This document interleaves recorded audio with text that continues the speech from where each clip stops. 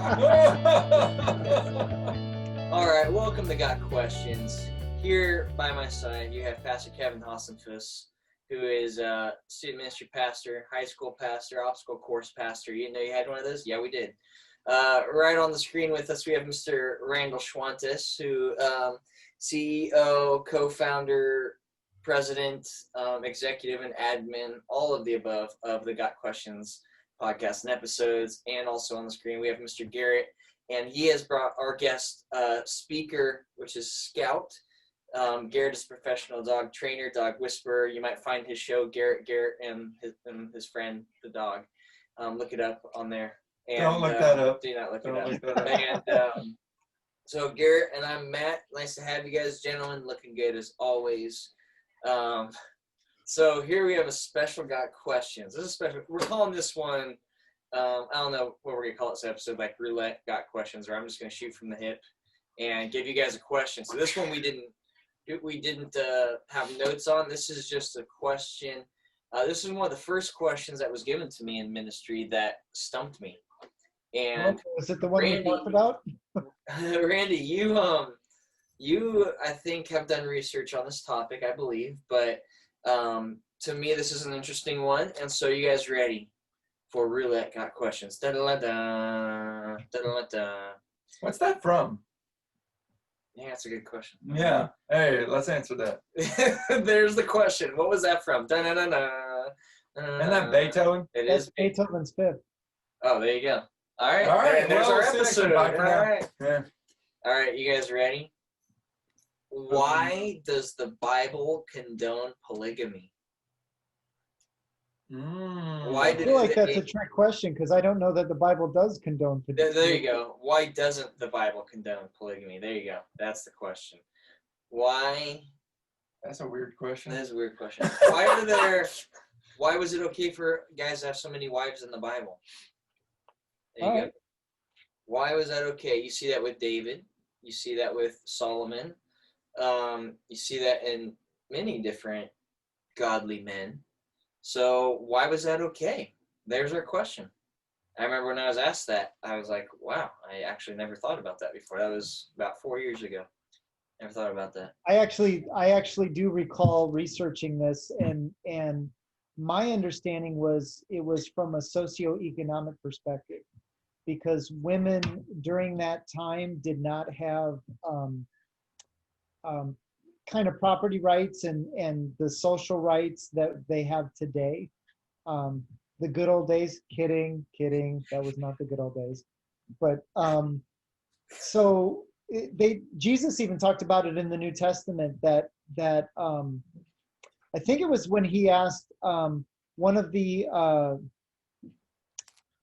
there was a Pharisee that came up and asked him about heaven and what would happen if the husband died and then the wife married. And the idea for that, it was a whole chain, but the idea was that if your brother died and he was obviously married to his wife, that you would take his wife and you would actually sleep with her and hopefully she would produce an heir, not an error. So that would allow the line to continue and for inheritance to continue. But also, a woman without a husband who was older was defenseless. She probably could. There was no women working outside of the home. She didn't manage the wealth. Wealth didn't go to the woman. She didn't get that stuff. So it was a blessing for a man to take on a widow as his wife and give her a good life. Now, does God say, yes, it's great to have plural marriage and you should go out and get a bunch of wives? No, he does not. And there are many sections in the Bible, I'm hoping Garrett's there, where Christ even says, that a man should take a woman. It says right in the New Testament, Jesus says, and a man should take a woman and leave his father's house and become one with her. He doesn't say man should take a bunch of women and take another one. And there's several passages, even in the epistles, that talk about men should have a wife. They don't talk about men having multiple wives. Mm-hmm. So I'll stop there because I could talk about plural marriage all day. Yeah. I mean, Paul even makes a case for a reason to maintain being single, throughout the epistles and his teaching as well. He says, hey, but if you can't fight against the desires of the flesh, then definitely take a wife, to piggyback on your point. But he even makes a case as to how a single life can be one that honors the Father and that is lived for him. And back to like Old Testament times and what you said about a widowed woman being cared for by a man. As you were talking, the first thing that popped in my mind was the book of Ruth, and where Ruth was not, that wasn't her first marriage, but you don't see Naomi, the mother-in-law, marrying the kinsman redeemer. You see Ruth being given to the kinsman redeemer, Boaz, and then by default, both women are cared for and brought into the family. One is wife, one is in-law. But yes, it was very much a cultural thing because, having a husband was, kind of a means to provision and security and establishment in society. And so, and oftentimes, daughters were given off by fathers without really having say in it for themselves necessarily. We see that more in the early onset of the Old Testament. First person that pops to mind in that instance would be Jacob, where he actually worked a stint for his wife. Twice. Yeah. Yeah. Good old He got the Laban. ugly one first. What's that? He got the ugly one first. Well, she had lazy eyes. That's what we read about her. Yes. Gary, you got anything, man? You look like you're deep in thought. Or Scout, I guess we could pull. Yeah, sorry, I'm meeting with Scouts. Of course, the one moment that we're recording going crazy, even though he's been sleeping all morning. So let me know if he's being too loud. But I think the question was, why does God allow, or something like that? Why does God allow people to marry? I mean, we could talk about it all day, but I guess, the answer is he doesn't. There's never a time in Scripture where he says it's okay, that I can find at least. I was trying to remember who the first person was that took multiple wives. And it was only, I think, 4 chapters in when Lamech decided to take 2 wives. So we always have the tendency to take good things that God gives us and abuse them. Like even you think about like food, God gave us tons of food to eat. Of course we abuse it and make it gluttonous. Or like work, God gave us work, which is good, but of course we idolize it and make it something it shouldn't be. So yeah, I don't think it's super complicated. There was cultural reasons for sure, but I don't think God ever condones it. Well, it's interesting how you see all these different TV shows with there's like 3 different ones. There's like Sister Wives and all these things of like how it looks like that it works out well when they marry multiple wives. I'm just kidding. There's always drama. I was going to say, they wouldn't have a show if it was There's all always happiness. amazing drama. I have a hard time remembering 1 anniversary. I can't imagine trying to remember 900 anniversaries or 3 anniversaries. And it doesn't, like, some of that doesn't even make sense of how to even maintain a healthy household when there's multiple things to try to. I think it'd be really easy to remember 900 anniversaries because by default, you're going to have an anniversary every day. Hey, there you go. So you just know. It's someone's. Hey, it's happy mine. anniversary. You just yell it to everybody. Happy anniversary! Happy anniversary! Put your hands in the air if it's yours. Oh, that's right. Oh, and you too. And you're the only one where it's every day. That's right. So you can remember yours. Sure. Yeah. Yeah. Now, and with that being said, though, leaves his mom and dad to be joined with his wife. That's also in the creation story with Adam and Eve and how it is designed. And when God looks at Adam and he says he's not meant to be alone, he doesn't give him 2 wives or 3 or 4. Or he gives him 1 woman that's a supporter, a helper, 1. And he also says this explains why a man leaves his father and mother and is joined his wife. The 2 are united into 1. So from the beginning, it was designed for marriage between one man, one woman, and if God wanted it any other way, he would have made it so. With that being said, I was just going to say really quick. Usually people ask that question because one of you guys brought up David and Solomon. That's usually why people ask the question. And so that's a good reminder for us. I was just going to say it's a good reminder to remember that just because something's in the Bible doesn't mean God is saying it's okay to do.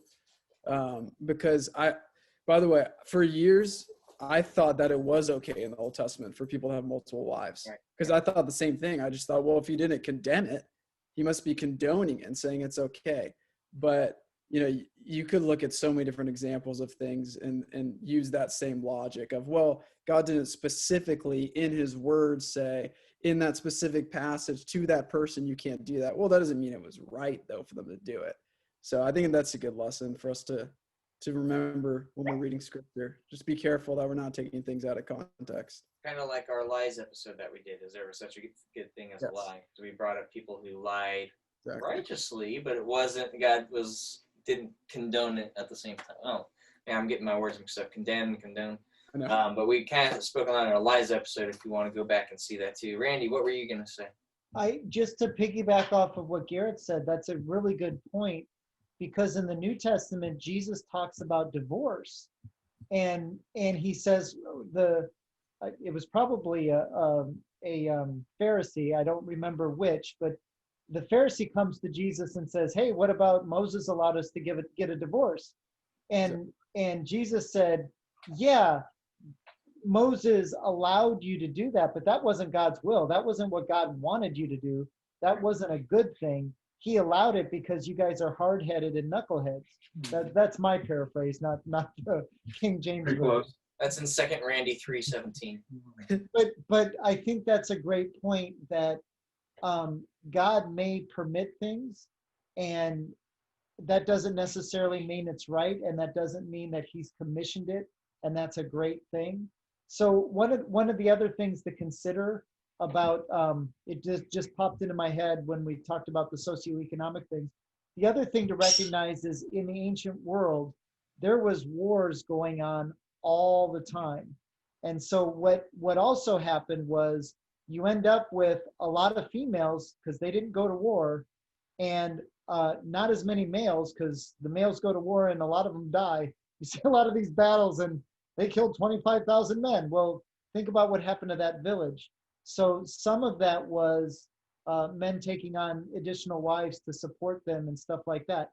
Again, doesn't mean it was commissioned by God, doesn't mean it was the right thing, doesn't mean that's what God wanted them to do. There is an element of compassion in that, much as Kevin talked about with Ruth and Boaz, although Boaz did it the right way where he just took mom in and only married one. But I do think just the end result of what we see with multiple wives throughout the Bible is not a good thing. And Matt, I am fascinated by those same shows you're talking about. And I watch them, and well, I haven't watched them in a while, but when I was watching them, it was always amazing to me because you're exactly right. They would always start the show by saying, "Yes, this is great, and how wonderful it is because then we get help and we raise the children together, and when one mom is doing this, the other mom's doing this, and we just really love it." And then you watch their daily life and you recognize that there's incredible jealousy and incredible strife and frustration.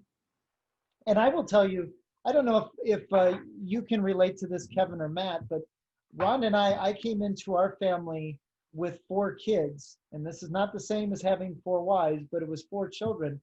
But I remember thinking and talking with Rhonda about the idea that I really struggled with providing sufficient time for each of those. I had 3 boys and a girl for each of my children.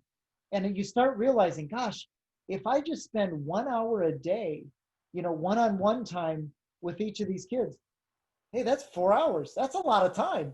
And when you start thinking about what that looks like with a wife, and then you add kids to it, because some of those shows you watch, part of the deal with having 4 wives is you have 20 some kids. Well, how much of a relationship do you have with those children and with those wives. And God really, he talks very clearly about taking a wife and joining as one and being a team. And, you know, while 5 might be a basketball team, it is not the team God had in mind when he talked in Genesis. So I'll just throw that in there. It takes a lot of time, and it just doesn't, much like a lot of the other stuff we talk about, when you're just being in a practical way, it just doesn't make a lot of sense. Well, even the kids don't want to grow up that way. Like, Yeah. They don't want to marry more wives too. So. And for good reason, because they grew up in it and were like, yeah, this isn't awesome. You know, it's fascinating because whenever we go out of God's design, there's always going to be problems. And I'm just thinking in our culture, sometimes it's the opposite problem. It's that no one will even take a wife, because instead it's just beneficial for them, at least, to not get married, to just be in a relationship, but never actually, you know, solidify a marriage. But then I was thinking, it was interesting because a few years ago, I was just reminded of this. I worked with this organization in Uganda, and when we went there, one of the biggest problems, because we were working with all these widows and orphans, and of course the question, okay, well then why are there so many widows, right? And some of it was of war, but a lot of it was because culturally they would take multiple wives. These wives would have, you know, 7 or 8 kids, and then the guy would just leave and go to his other wife. And so now you have a lady with 8 kids already in deep poverty. So you just see, yeah, Randy, you're exactly right. Whenever you go outside of God's design, there's always going to be problems. And that, obviously, specific context, there's other problems going on there already. So that just inflamed it even more. But it's crazy to see either extreme. If you go outside of God's design, I mean, it's not going to turn out good. Well, you saw no flaws in David's family from any of it. Just or Solomon on all of his wisdom. Yep. Nah, so, hey, thanks for playing roulette. Got questions with us, guys. You guys look good like always. Thank you for that. So, if you guys have any questions, let us know what you think. And we can't wait to see you all. We miss you all. And gentlemen, it's been a pleasure. Take care. God bless. And we'll set it. Bye for now.